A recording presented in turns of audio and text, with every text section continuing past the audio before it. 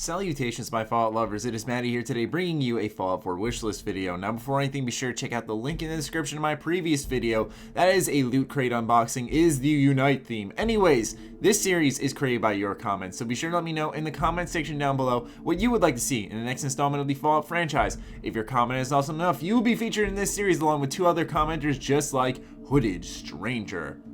He says, not much of a wish, I would love it if in Fallout 4 things would continue in the background when you spoke to people. Like in Skyrim, stuff would occur around you as you talk. I found it very odd and a bit distracting when in New Vegas as well as Fallout 3.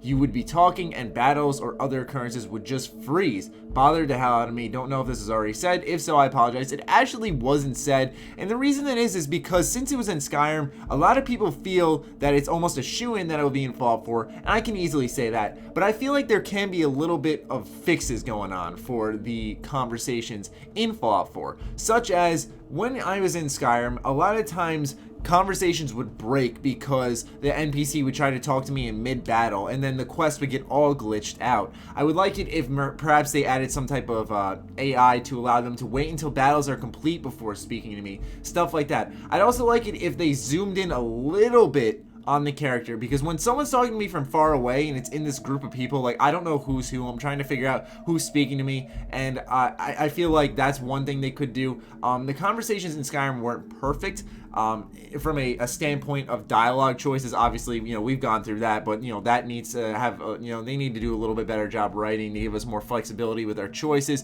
and to kind of blur the lines between good and bad and whatnot. But that's a whole different video.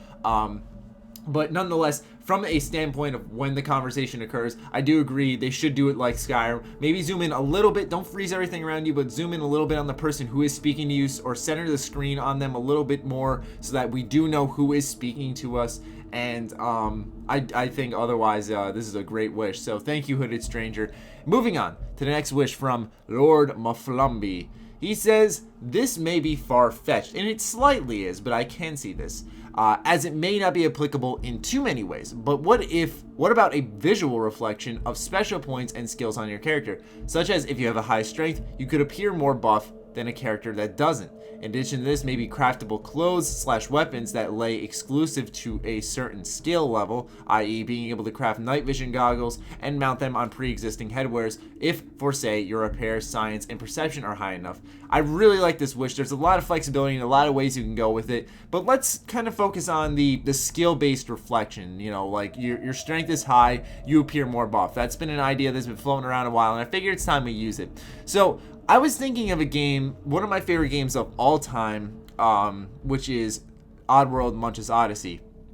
And one thing I noticed in this game when I was a kid was that I believe if you go on the bad karma path and you do a lot of fighting yourself as Abe, one of the characters you can play as, you become gradually more and more buff as the game goes on, compared to if you're a light karma and you use your companions around you to do the fighting for you, all the other Mudokons. You should know what I'm talking about if you played this game before. If you have not, you're making a big mistake. Please go play the Oddworld games, one of the most underrated series ever. Anyways, if you do use your companions and stuff, Abe kind of stays scrawny. He's not really tough at all. He gets his ass beat in fights.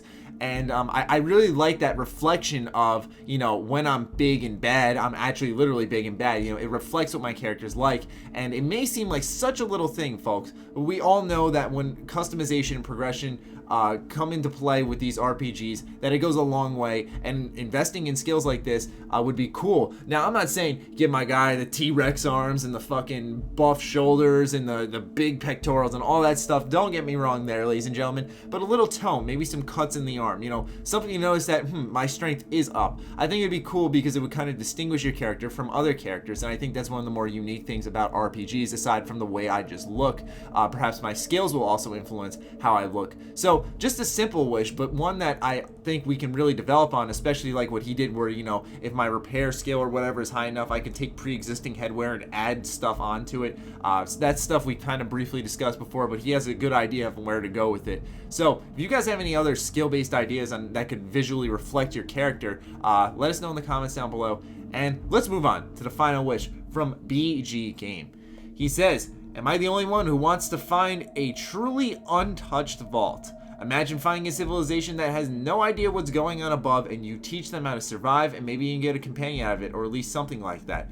Yeah, this is awesome. This is a badass wish. Just imagine that. You know, you stumble upon a vault, and like they're like, where did you even come from? You know, like I absolutely startled them. They have no idea what's happened since the bombs fell or since that alarm. They've been A-okay since then, and I just come in and I essentially ruin everything. I think that would be so cool, because every vault in Fallout is different. It has their own story and has gotten the shit in some way. And some vaults actually do come out to a degree a bit successful, but I feel like it would be really cool if one vault was just so untouched that the only way it could truly be influenced is if I actually explore inside here, and in a way it kind of was like in a very weird way kind of telling you that exploring was bad because I went too far and I went inside this vault and I've changed everyone's lives. And I think that would be really cool. There's not a lot to go on with this wish, but untouched civilization in games such as Fallout would be really cool to find, and it would definitely be unique if it was just like one area. I think it would be really cool if it was just this one area where they've never seen civilization after the Great War, and that's it. You know, you just go in there and like it's this whole scenario where they're like, oh, I guess we got to adapt now that the vault's open. Like you bring all these problems to them and you try to help them fix it. Or you could be like an asshole and sell them out or something. Like, you know, the choices are there. Anyways, those are your 3 Fallout 4 wishes for the week. As always, this series is created by your comments, so be sure to let me know your thoughts in the comments down below. Other than that, be sure to follow me on Twitter, like me on Facebook. Stay sexy, stay active. I love you all. Peace.